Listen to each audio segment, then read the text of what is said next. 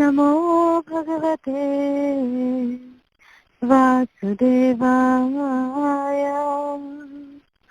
Om Namo Bhagavate Vasudevaya. Narayanam Namaskrityam Naram Chaiva Narottamam Devim Saraswatim Vyasam Tato Jayamudire Nashtaprayeshu Abhadreshu Nityam Bhagavata Sevaya Bhagavati Uttama Shloke Bhaktir Bhavati Naishtiki Krishnaya Vasudevaya Devaki Nandanaya Chu Nanda Gopakumaraya Govindaya Namo Namaha Nama Pankajanabhaya Nama Pankajamaline Nama Pankajanetraya Namaste Pankajangraye Hare Krishna Krishna Krishna Hare Hare Hare Rama Rama Rama Hare Hare.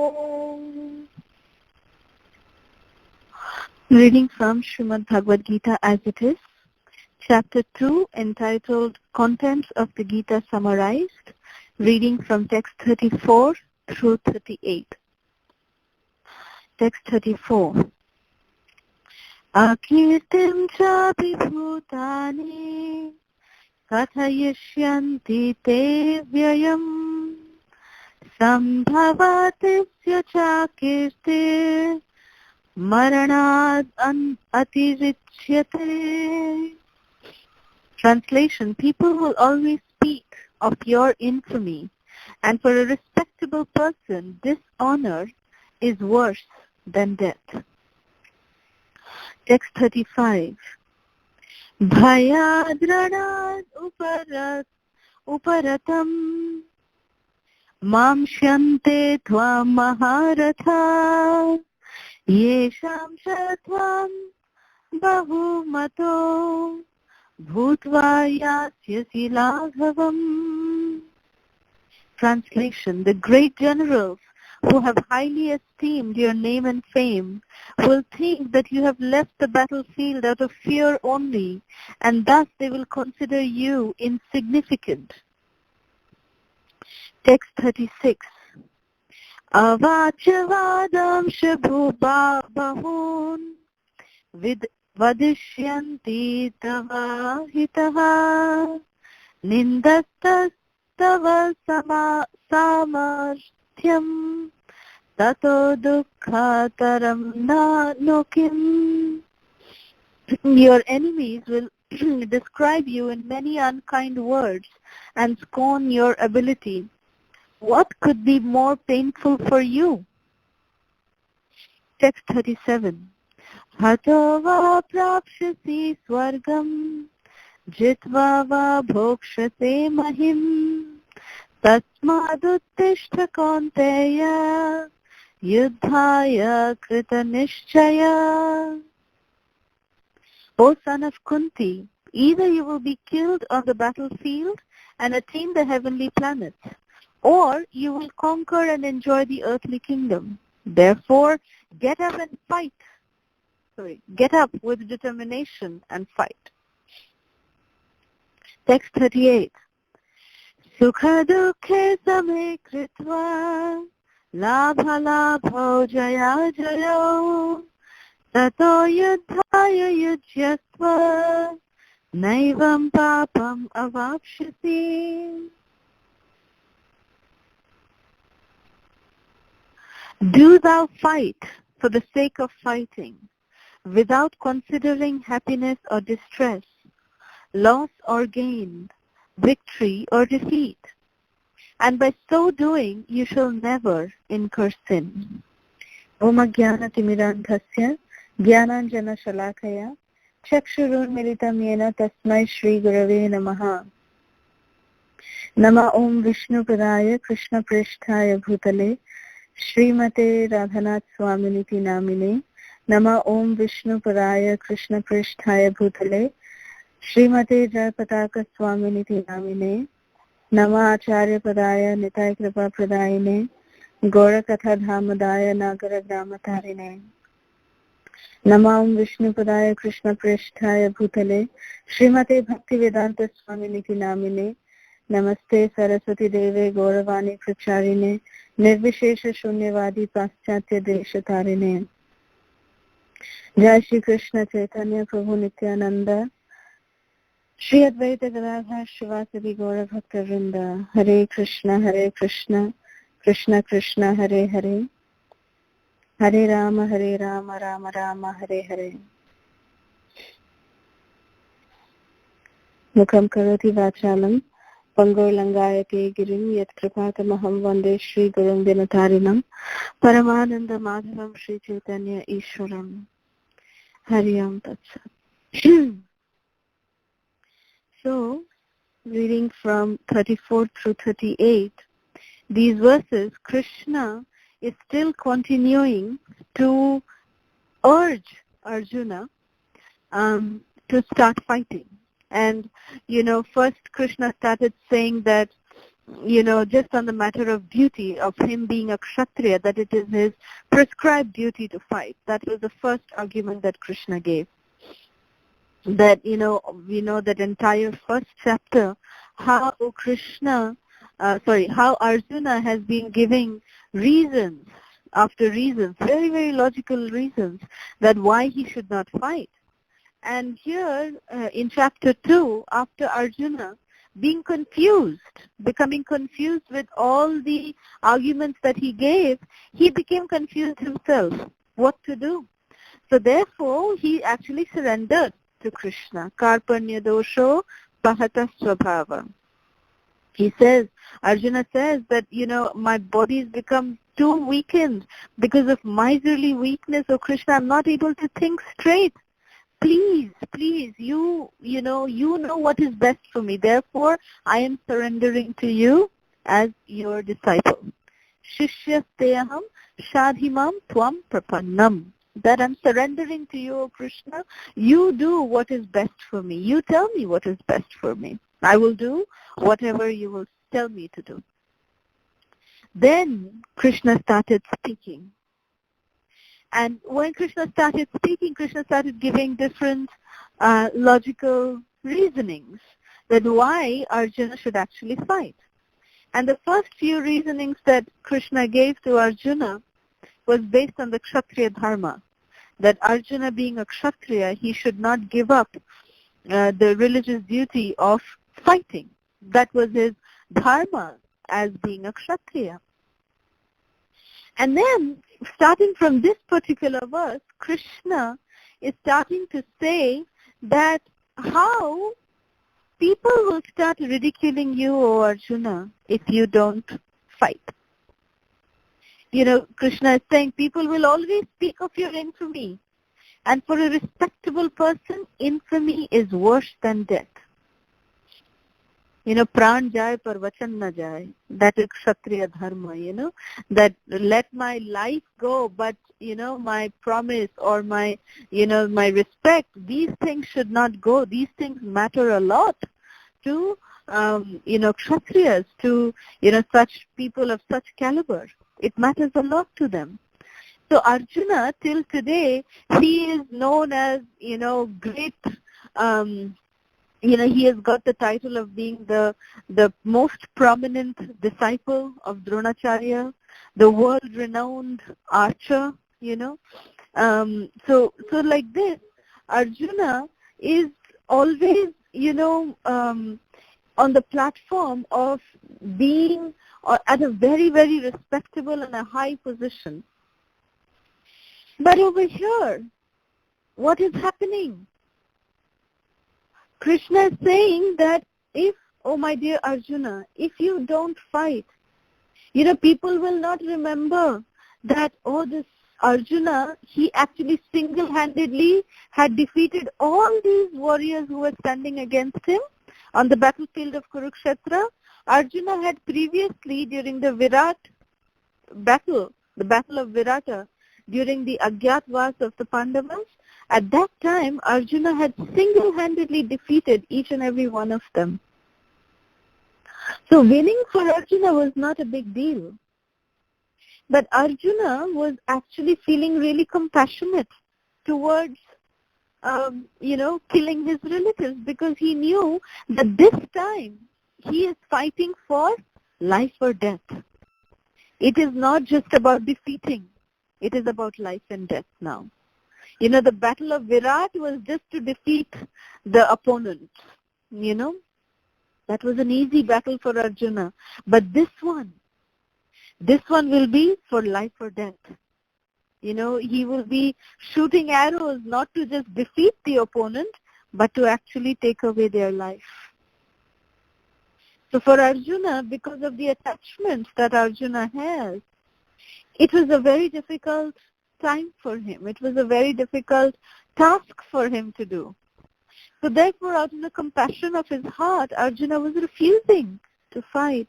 And Krishna said that if you don't fight this battle, people will not remember you for all the great fighting that you have done in your, previous to this, but they will just remember you for this one thing, that, oh, you did not fight. And it will be the cause of great infamy for you. It is said like, for, like if a like a criminal or a robber or a thief, if they commit, wrong activities, nobody questions them. I mean, nobody says, oh, look, he did this, he did this, he did this. Because it is expected that he will do that only. A thief will go and steal. That is expected of him. But if a thief starts becoming a good citizen, then people start talking about it. Oh, look, he has reformed. Oh, look, he's trying to become a very good person. He's doing this in his life. Then people start talking. And vice versa also happens with respectable people. Respectable people, when they do a lot of charity, when they do a lot of great things, nobody really, talks about it that, oh, so great, oh, so great. Yeah, it just becomes normal. Yeah, it is. Yeah, you are supposed to be doing like this because you do like this. That is normal for you. But if that respectable person does one thing that is wrong, then that becomes the talk of the town. That, oh, look, this respectable person did this.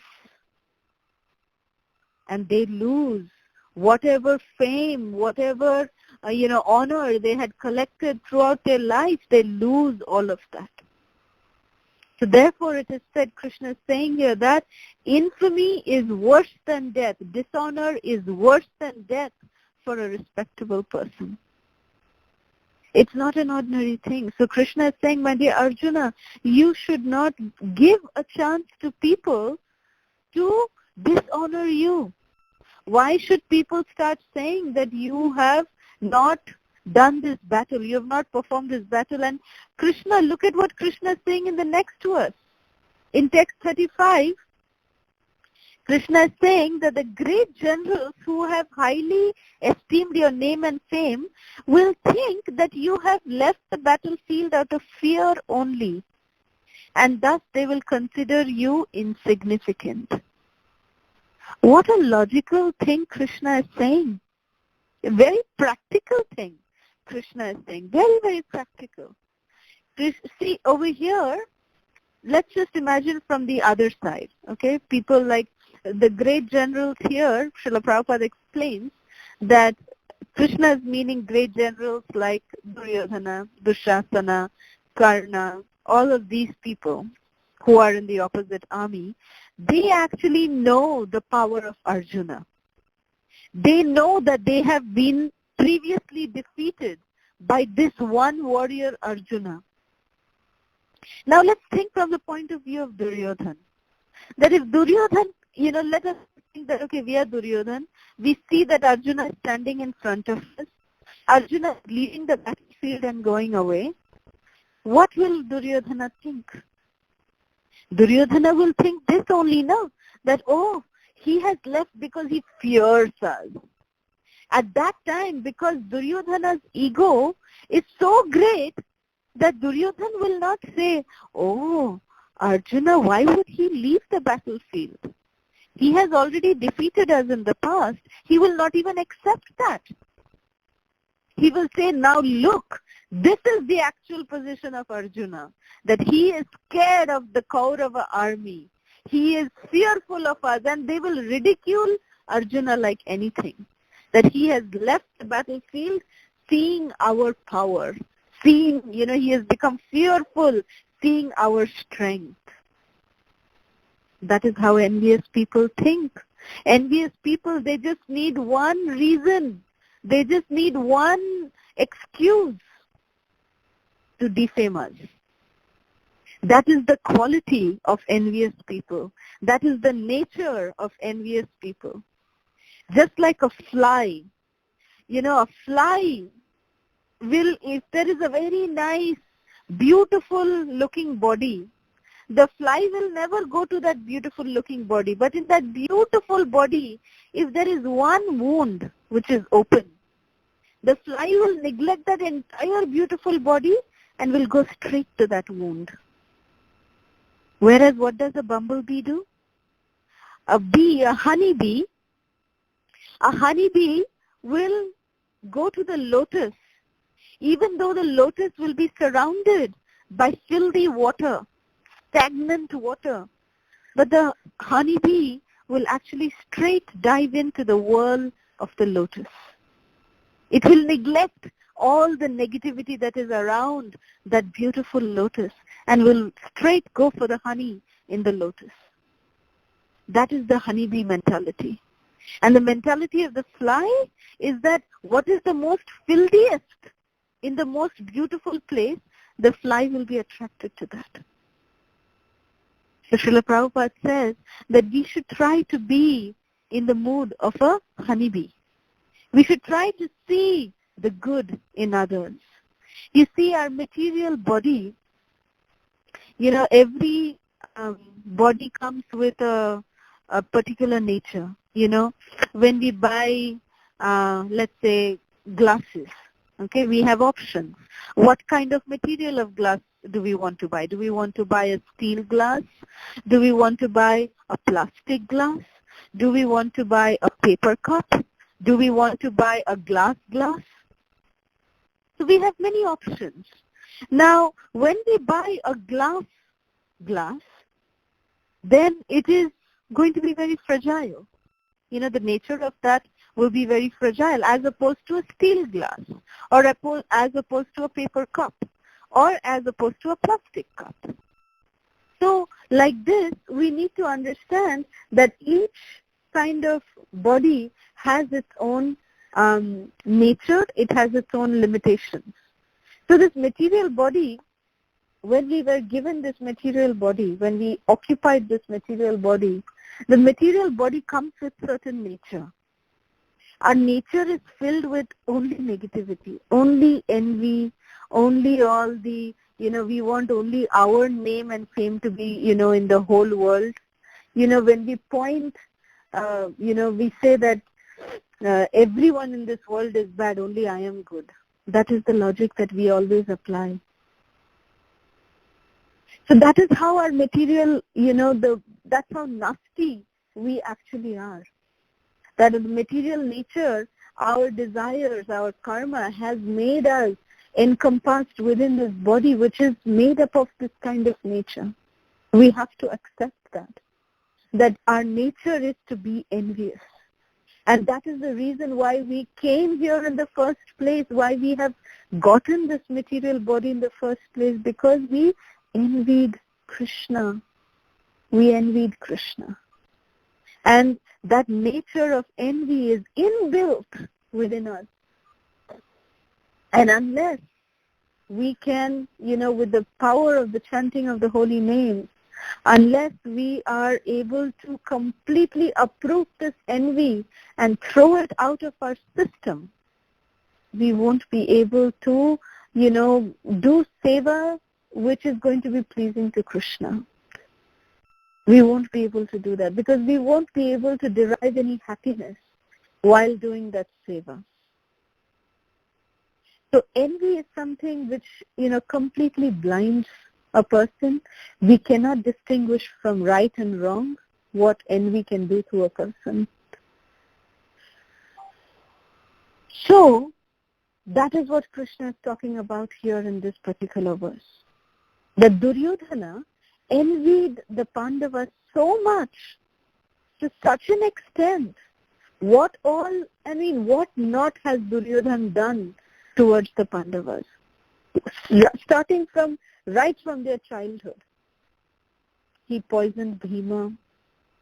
Then he, sent the Pandavas to the house, made of flax, burnt them down, wanted to burn them down. Imagine the kind of envy that Duryodhana has towards the Pandavas, that he wants to kill the Pandavas. He wants to burn them alive. Such envy. Then when the Pandavas came, with Draupadi, they brought Draupadi home with them. Then Duryodhana said, well, Hastinapur I'm not going to give, let them get Khandav Prastha. So Dhritarashtra, having so much attachment towards his sons, could not say no to his dearly beloved son.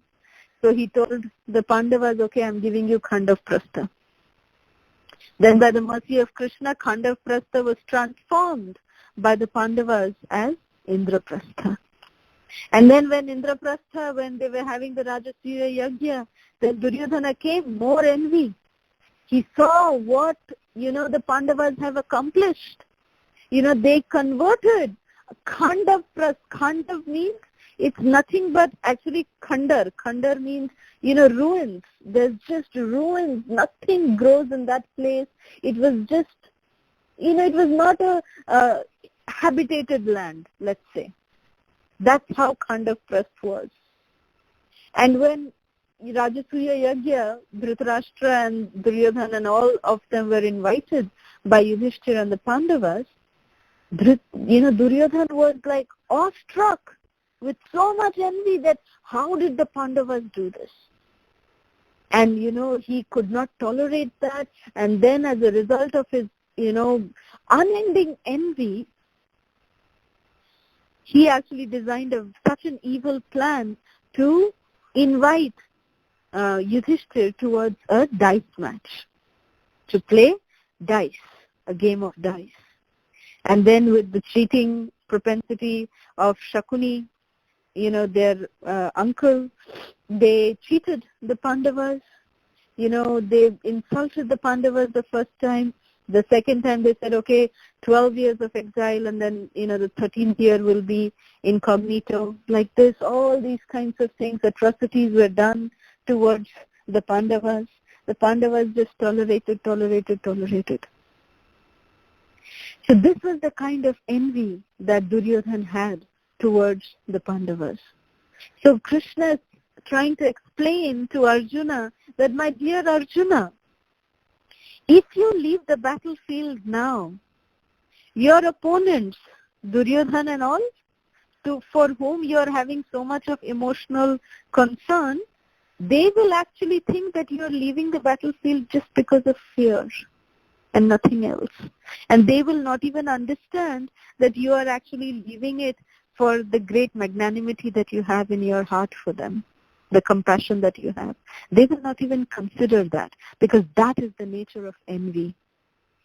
So like this, Krishna is showing the mirror to Arjuna and saying that, Arjuna, you should definitely fight. Do not give up fighting. Text 36, Krishna is going on to explain that your enemies will describe you in many unkind words and they will scorn your ability. What could be more painful for you? Imagine if Arjuna is trying to do something for the good. He is having the motive of, he does not want to fight in the battlefield of Kurukshetra, not because he's afraid. No. He is having, genuine compassion for his relatives. And he's seeing that why should there be a, river of blood flowing just for me to have some kingdom? Arjuna is saying, life is more precious. So out of the great compassion in his heart, he is not willing to fight. But his enemies, who are so full of envy towards Arjuna, they will not understand the sacrificing mood of Arjuna. They will only call him names. They will say, oh, Darpok, Kayar, you're so fearful, you're a coward, you are, you're not even worthy of being a Kshatriya. They will call unpleasant names to Arjuna. And Krishna is saying, will you be able to tolerate that? You are doing it with a good mood, and when the other person is not reciprocating in the same way, it hurts. It really hurts. When we want to do good to others and we don't get the same kind of reciprocation, it really hurts. But of course, we are taught in Krishna consciousness that we should not have any expectation. When we don't have any expectation, then, there is no question of expecting anything in return for whatever we are doing. Amanina manadena kirtaniya sadahari. Of course, Krishna is not yet talking about bhakti. So therefore, Krishna is just explaining to Arjuna here at this level. Krishna is only explaining to him on the level of logic. So Krishna has not yet come to the platform of bhakti. Yet. So that's why Krishna is here saying that it will be very, very painful for you, my dear Arjuna. You should not be recipient of such pain. Text 37, Krishna is saying that, O son of Kunti, either you will be killed on the battlefield and attain the heavenly planets, or you will conquer and enjoy the earthly kingdom. Therefore, get up with determination and fight. So, for any Kshatriya, this is the destination. That if they die on the battlefield also, they would actually attain the heavenly planets because they have done their prescribed duty. So, and if they win, of course, they will, rule over, a beautiful, flourishing kingdom. So Krishna is saying that in both conditions, it is a win-win situation for you, my dear Arjuna. So you should fight. And now, text 38. Krishna is actually giving a jump right here. Krishna is saying, Sukha dukhe same kritva, labha labha jaya jaya, tato yudhaya yudhyasva, naivam papam avapshasi. It's very, very significant because till text 37, Krishna was just giving Kshatriya dharma, just plain logic. But right now, right here in this particular verse, Krishna is bringing in the aspect of bhakti. What is Krishna saying?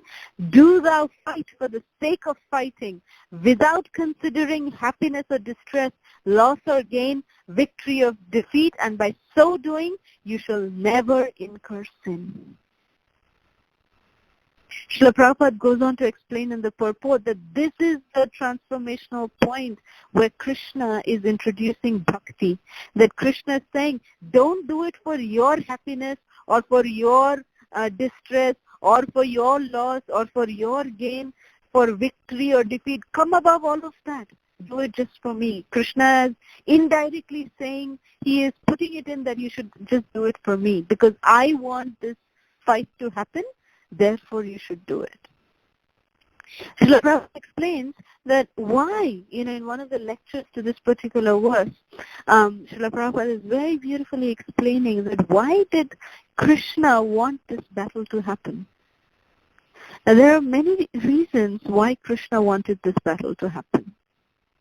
And a lot of arguments can be given also that we all know that in Mahabharata history that if Krishna wanted, Krishna could have stopped the battlefield, the battles from happening.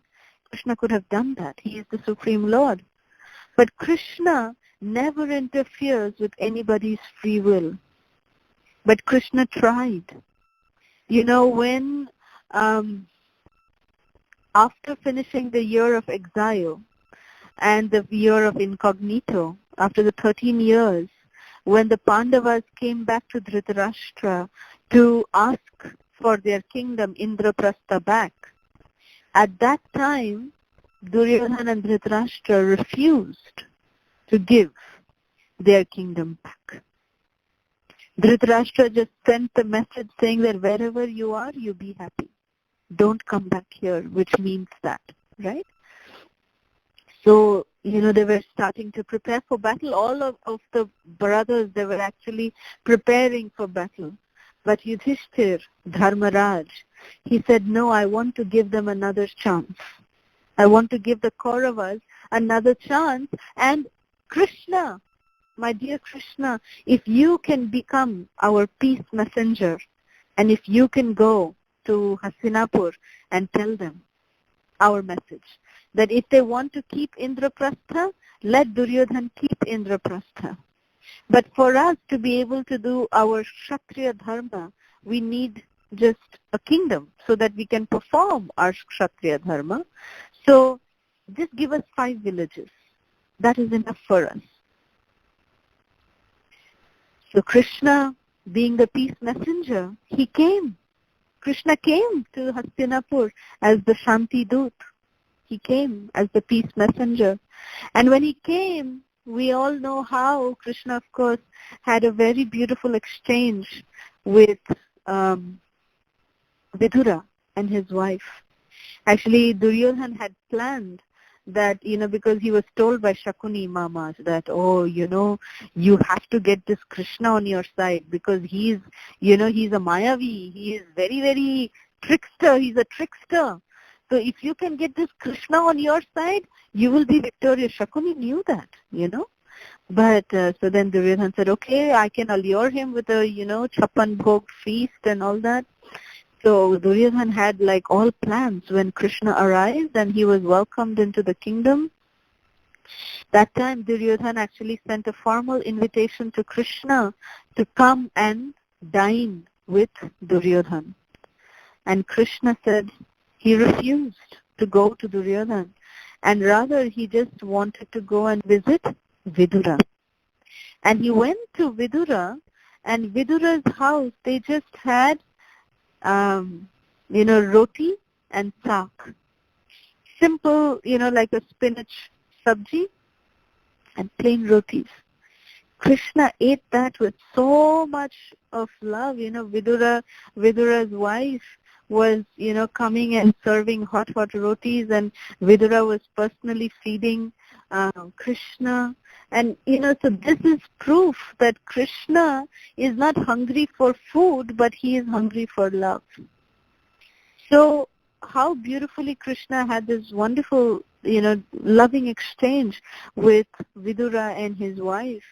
And at the end of the meal, they didn't even have any dessert for Krishna.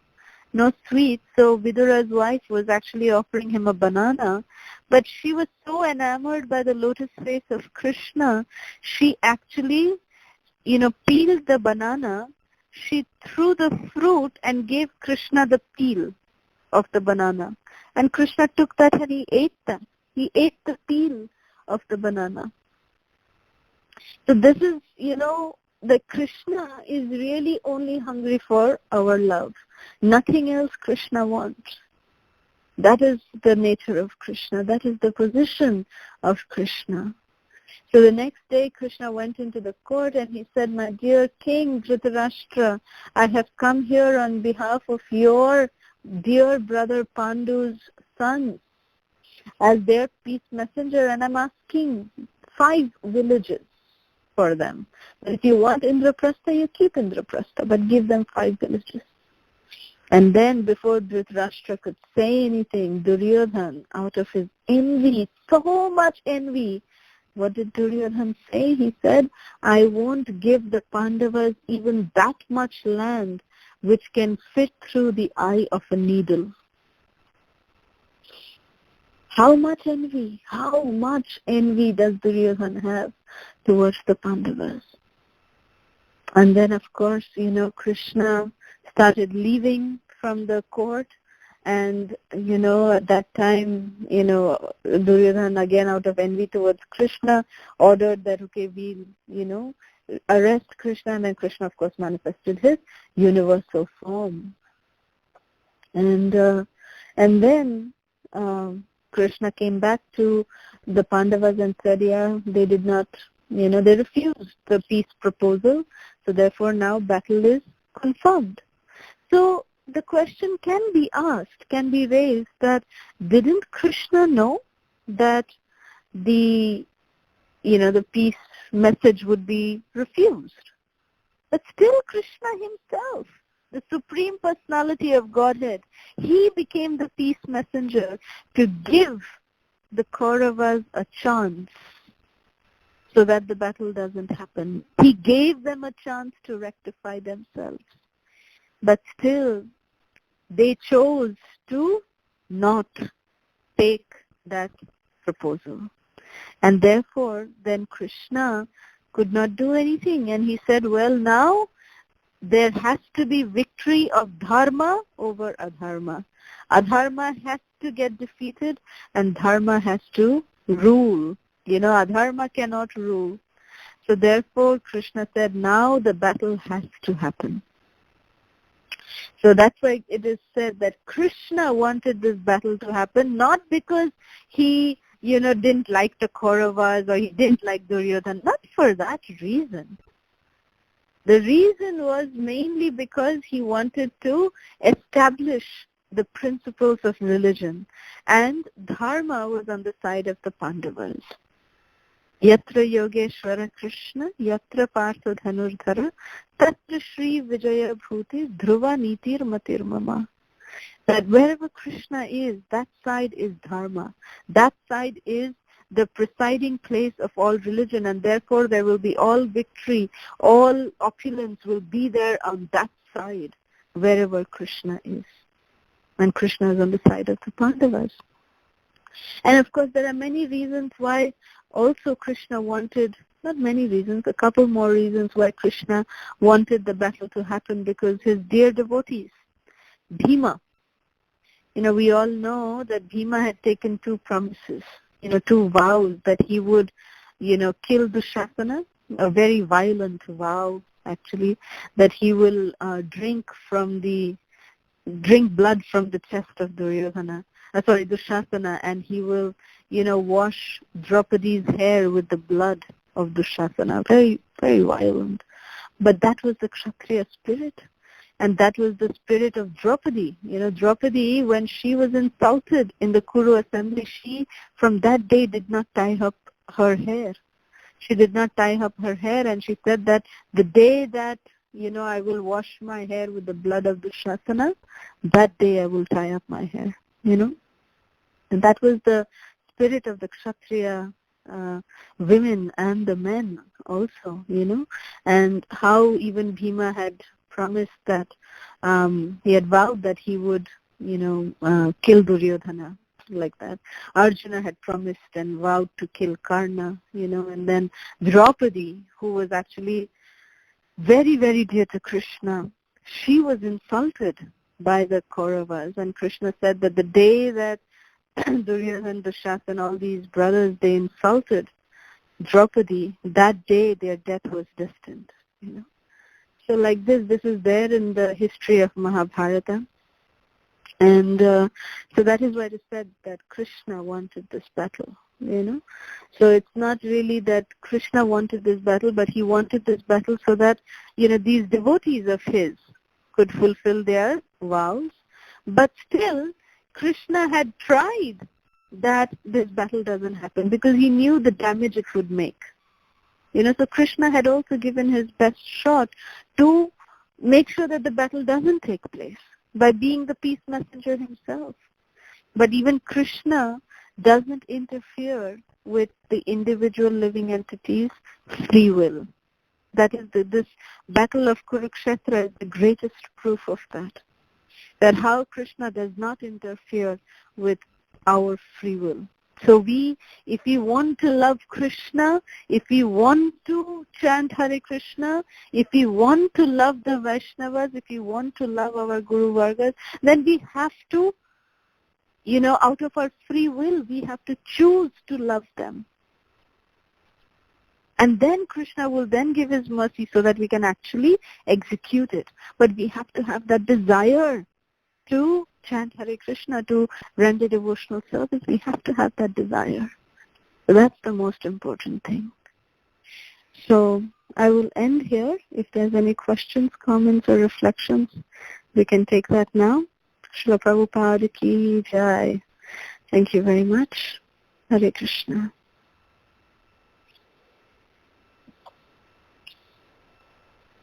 Hare Krishna, Mataji. Very, very beautiful class, Mataji. Very nice.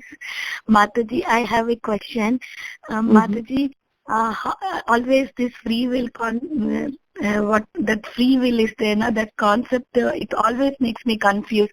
See, everything when one person is born, it's everything decided by Krishna according to our karma, and then that person comes to the material world and everything comes, right? Then where is this free will part, Mataji? Because if something is wrong is there, that is already, written. So that's why it's happening. If something good is there, so that is written in our account. That's why it is happening. So how to understand? Very good question. Very good question. So, first of all, when we are born, the material nature decides, it's based on our karma and our desires that we get the body, that we are in. And our destiny is what is predetermined, okay? But free will, the free will and destiny is, I'll try to give you the analogy with which Srila Prabhupada explained free will and destiny, and I hope it will clear things out for you. Imagine there is one pole, and the pole is in the ground, right? And then there is a goat which is tied to that pole. Now, the length of the rope from the pole, the entire length of the pole is the circumference in which the goat can maximum go up to, correct? The entire length of the rope is equivalent to the circumference of circle. Inside that circle, the goat can, graze, correct? Yes, Mataji. Do you understand that? So, what is the upper limit? The upper limit is that the goat cannot go beyond the length of the rope with which it is tied to on the pole. That is the upper limit. It cannot go beyond that. But the goat can choose whether it will graze near the pole, or it will graze in the middle of the pole, or it will graze near anywhere inside, above that, within that above margin, the circumference. There is a top, in that length of the rope. Within that length of the rope, that goat can choose that between the pole and the upper limit of the rope, wherever it can choose to graze.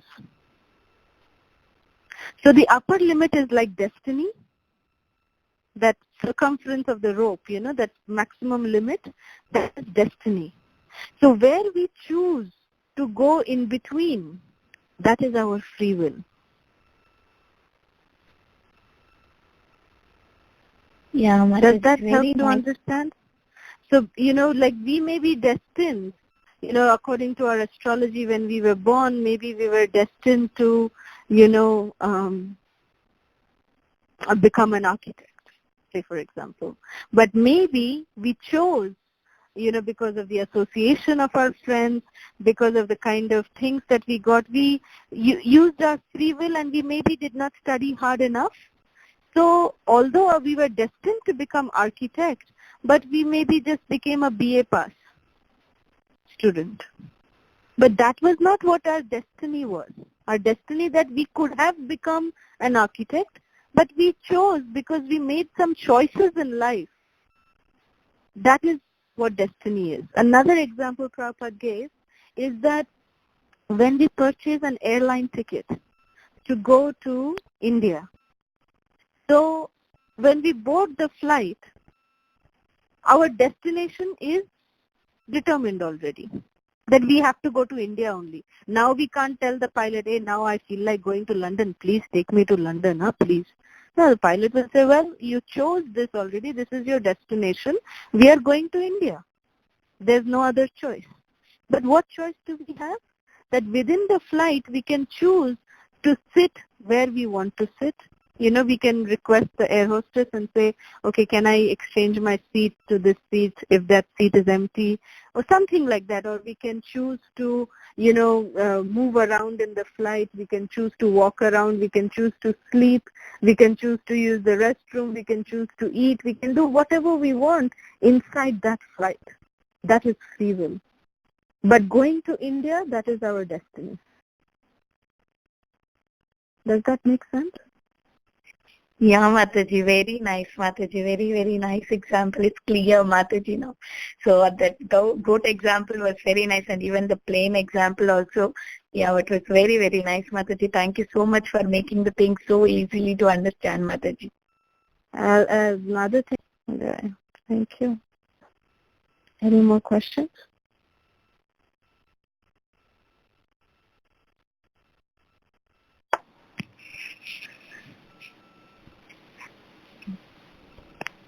Hare Krishna, Mataji.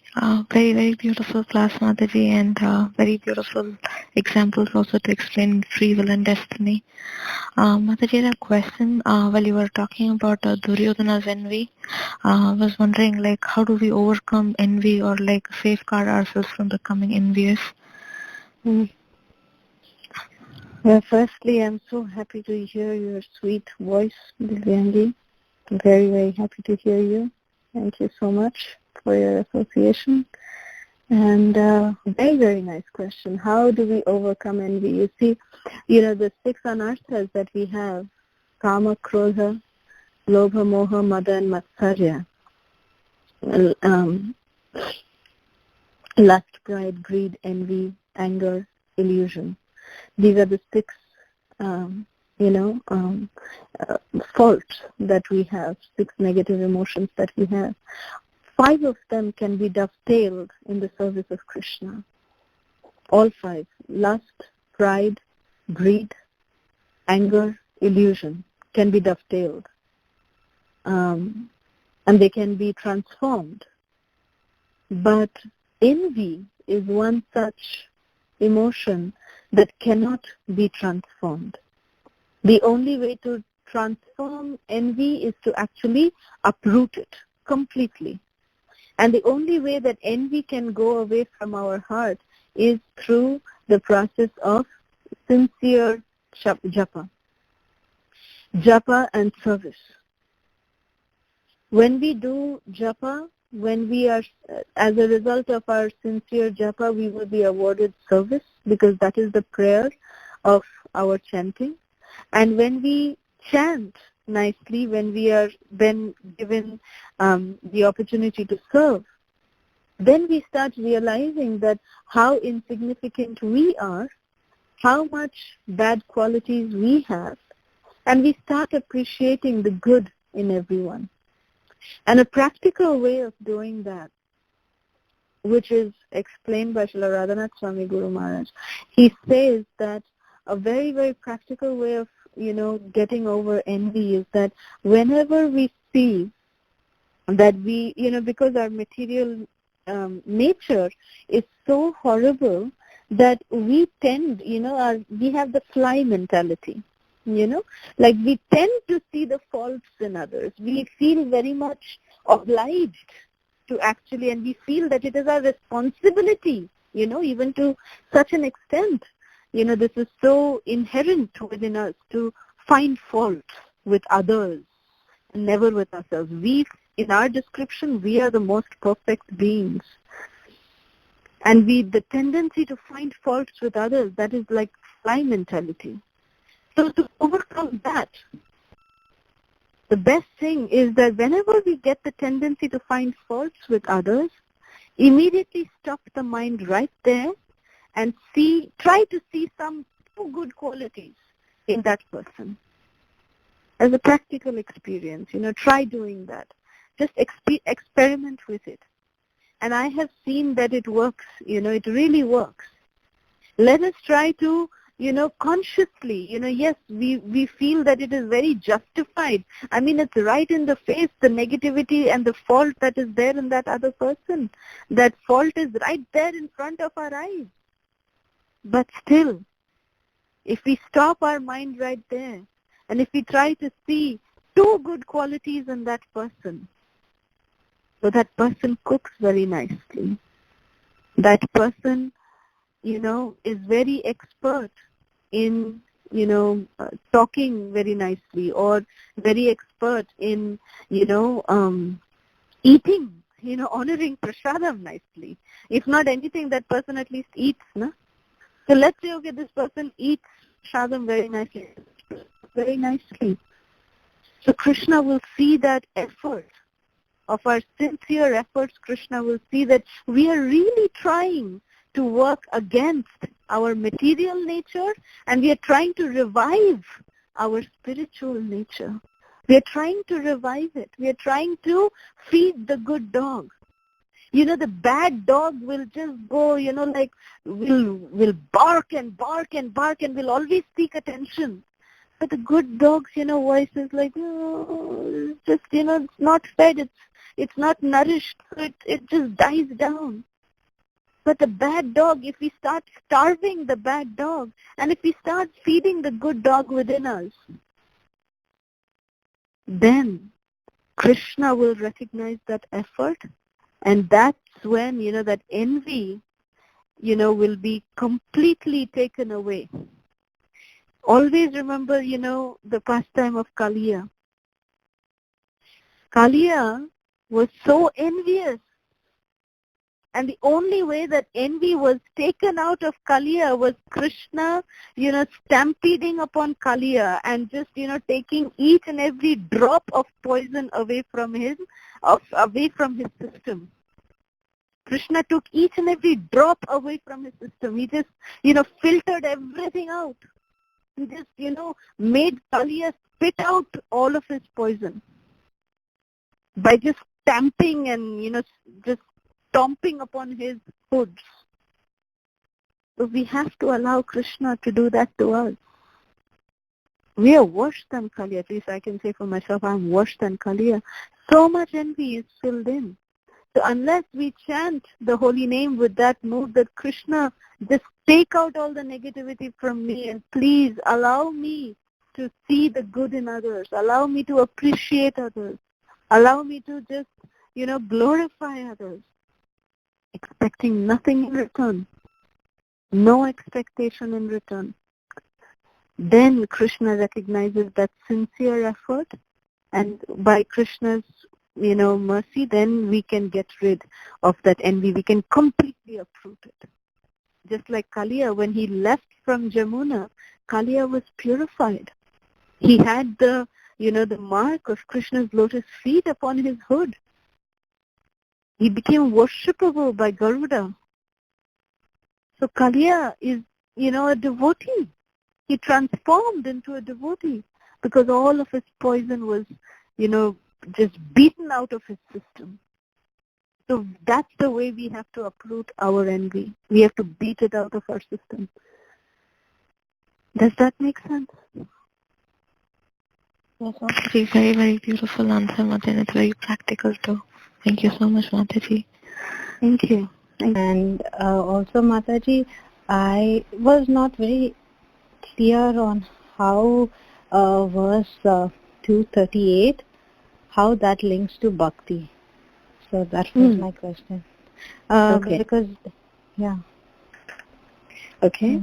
Well, the 238, why it relates to bhakti is that Krishna is saying that basically Krishna is asking Arjuna to work for akarma. See, karma means you're working, you'll get positive results, right? Pious results is karma. That you do certain work and you get pious results. You do pious work, you get pious results. Then vikarma is when you do negative work, impious work, sinful activity, you get sinful reactions. That is vikarma. And akarma is when we do Krishna karma, when we do everything for the satisfaction of Krishna. So we perform Krishna karma and we get no reaction. So here, Krishna is actually talking about no, no reaction. Krishna is talking about. See, he's saying, just fight for the sake of fighting, without considering happiness or distress. Without considering loss or gain, victory or defeat. So without having, why we do certain activities? We do certain activities because we will get a return for it, right? So when we get no returns, that is called Krishna karma. So here, that akarma, that without, having any kind of expectation when we are doing any work, that's how Krishna explains, when we see in chapter 5, Krishna explains that to be as acting in Krishna consciousness. So here, although Krishna has not specifically iterated it, that this is bhakti, but Srila Prabhupada writes in the purport that this is actually bhakti, that Krishna is wanting Arjuna to actually work because he is saying so. That work for Krishna, without considering profit or loss or, victory or defeat, whatever. None of that. Just do it because I am telling you to. That is Krishna karma. Does that make sense? Yes, Mataji. So that's so oh, sorry, please go ahead.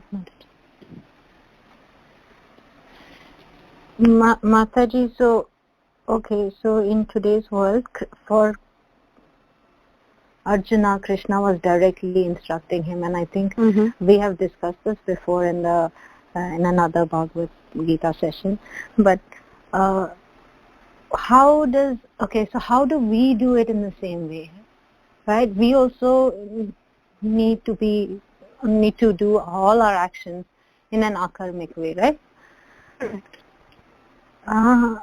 So some of the things that I do on a day-to-day basis are very material for, I don't know whether I'm going to profit out of it.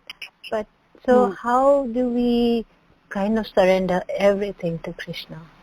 And there are some things where, okay, Krishna is not guiding me, but then, I'm going to do this so that I can make some money out of it. Yeah, well, see, in our day-to-day life, when we are directing we may be going to work, we may be making a lot of money, but from that money that we are earning, if, Prabhupada said the starting point could be that whatever we are earning, a percentage of that we give to Krishna. So that is, like transforming our just karma into karma yoga. When we add Krishna in our life, it is like connecting everything that we are doing, we are connecting it to Krishna. So whether we are doing any kind of karma, if we are doing it in the consciousness of Krishna, then that is Krishna conscious. And if, the result that we are obtaining from our work, which is money, so some percentage of our Lakshmi, if we are able to give for, Krishna conscious activities, then that is purification of the Lakshmi anyway. So that is, again, acting for the pleasure of Krishna. That is akarma also.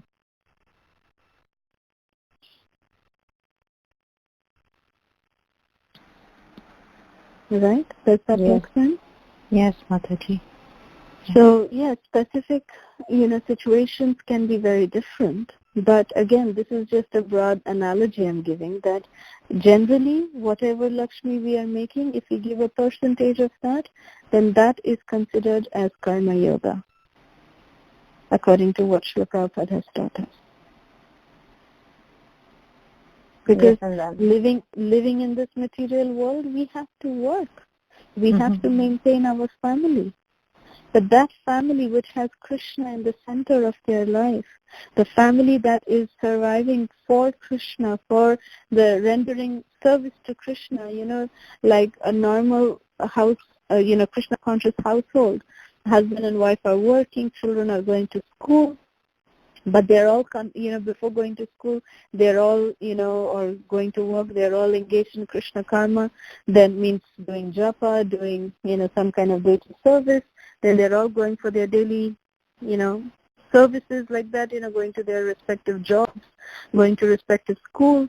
Then when they come back also, they come back and they do Deity Puja together, they do, sadhana together, they eat and honor prasad together. That is all seva. Most of our earning that we are doing, that goes in purchasing our bhoga, right? I mean, we buy so much of grocery.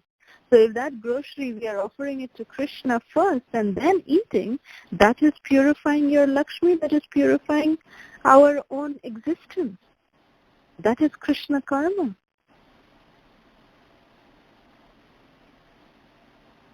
Right? Yes, Mataji, that's very practical, yeah. Yeah, so that is way how of we engage. Purifying us. Yeah. Yes, that is how we engage in the practical day-to-day way that we are leading our life. That is how we are engaging in Krishna karma. And how much ever possible, we are trying to host programs in our home. We are trying to engage in the preaching mission of Lord Chaitanya and try to assist our spiritual master in a very minute way. We are trying to the best of our ability.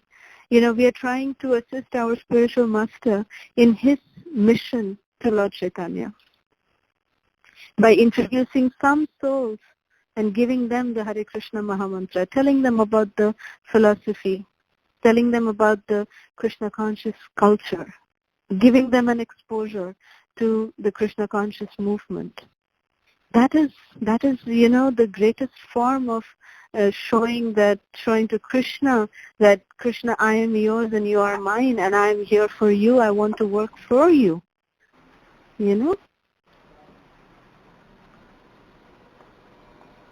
Does that make sense? Yes. Yes, Mataji. Thank you so much. Hare Krishna. Hare Krishna. Very beautiful question. Very, very beautiful question. Thank you so much for asking.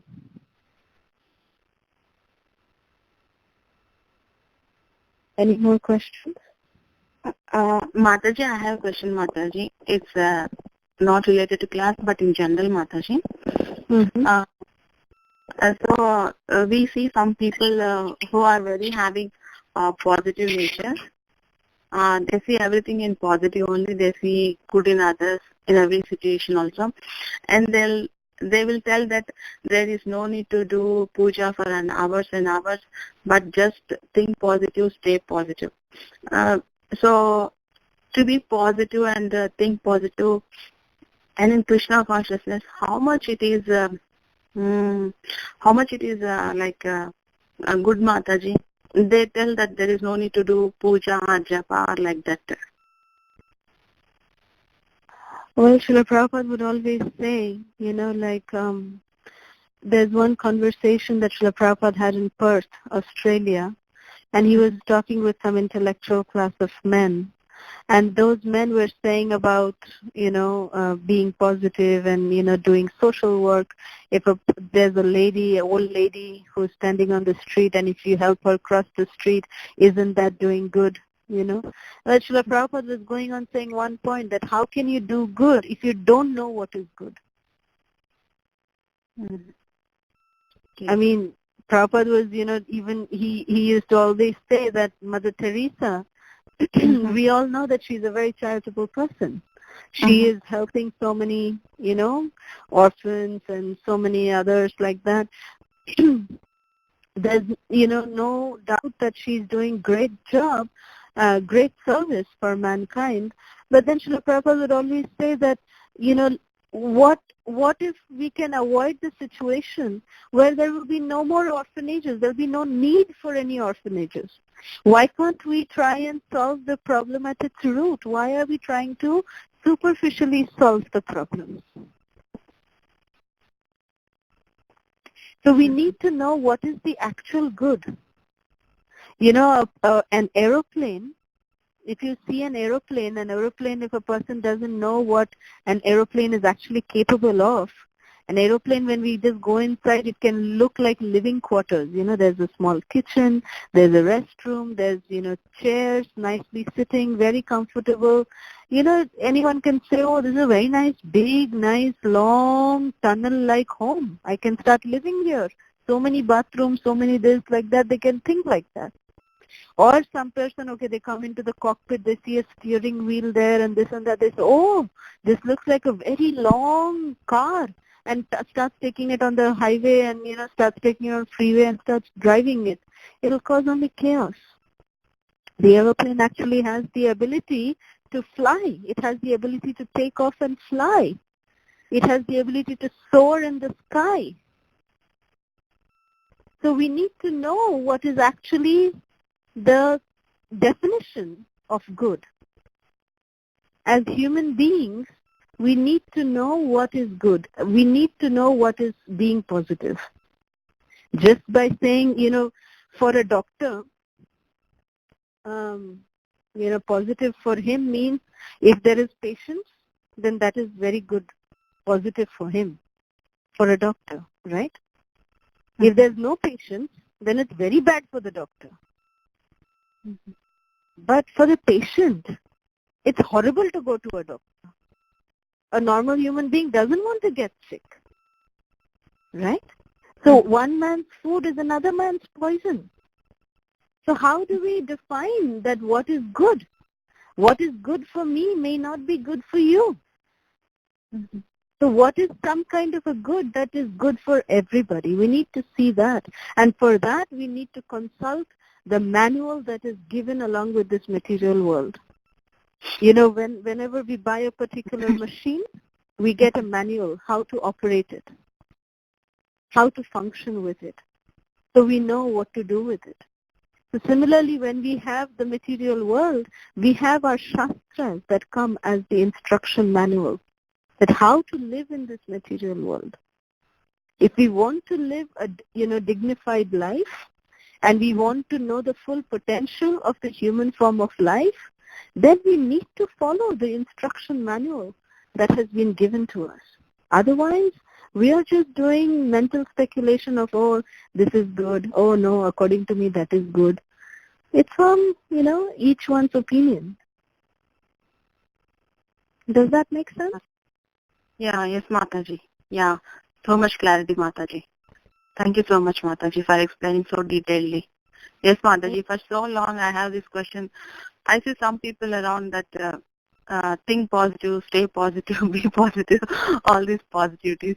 And so I feel how much this consciousness is good. Sometimes I feel, Mataji. Yeah, thank you so much. Taking shelter of Bhagavat Gita, then we can decide. Yeah, thank you so much, Mataji.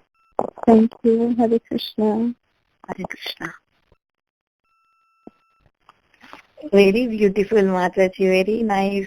Very nice. The way you answered the question was very beautiful, Mataji. It can be acceptable by everybody. Nobody will say another question to that, Mataji. So nice, Mataji. So nice. I am just repeating what I have heard, Vinaya, nothing else. I am just repeating this. This I had heard from Srila Jayapataka Swami Guru Maharaj. He had told about this back in 1994 when he had visited us one time and in the Middle East. And that time he had given this analogy, the same examples that I said. And he had spoken about this, and it stuck in my mind so much that I'm just able to repeat exactly what I heard that time. So this was back in 1994 that Guru Maharaj spoke about this. Very well, Jai Guru Maharaj. Very nice, Mataji. Very, very nice. Wow. Today's class is awesome, Mataji. Very nice.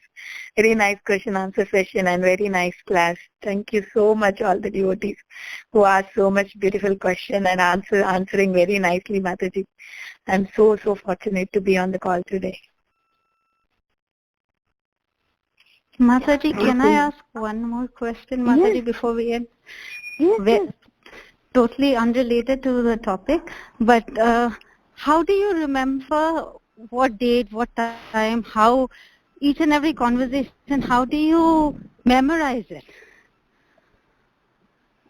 Well, Mataji, I'm trying to, we hear so many nice things on the call, but I just can't keep everything to my memory. I forget. Trust me, I forget too. I forget a lot. I forget very bad things, I forget them.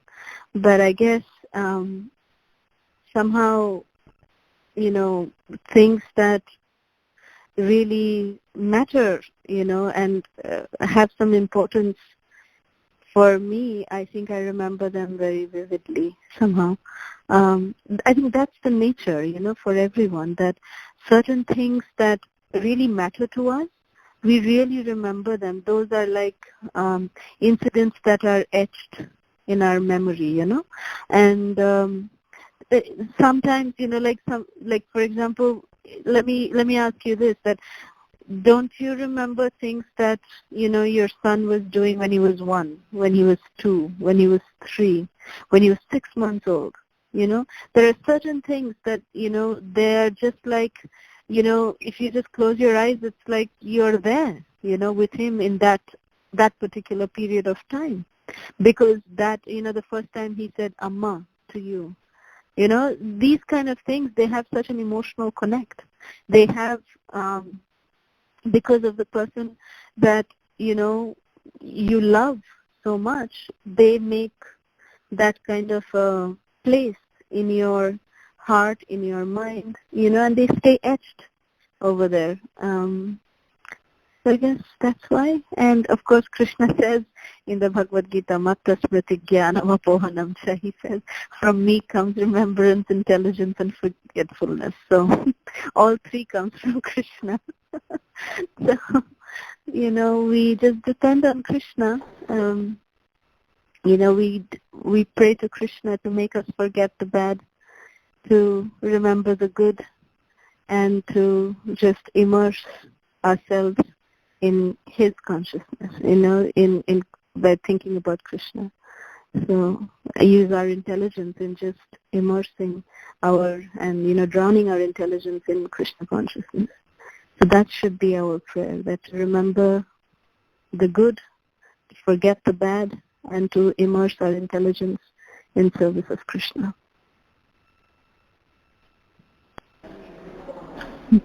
Thank you, Mataji, because you always have something very special when you talk.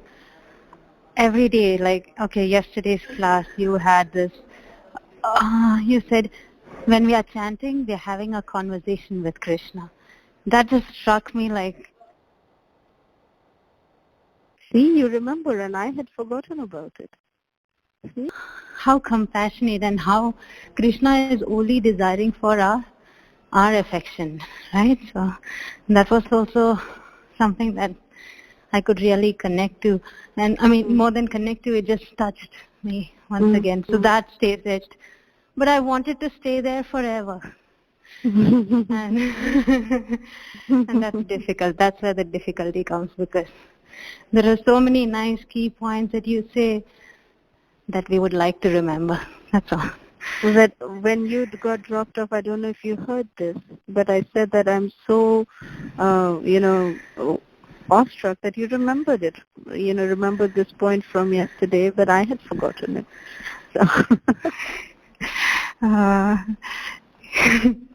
Yeah, Mataji, but yeah, thank you. Thanks to Krishna. Thank you.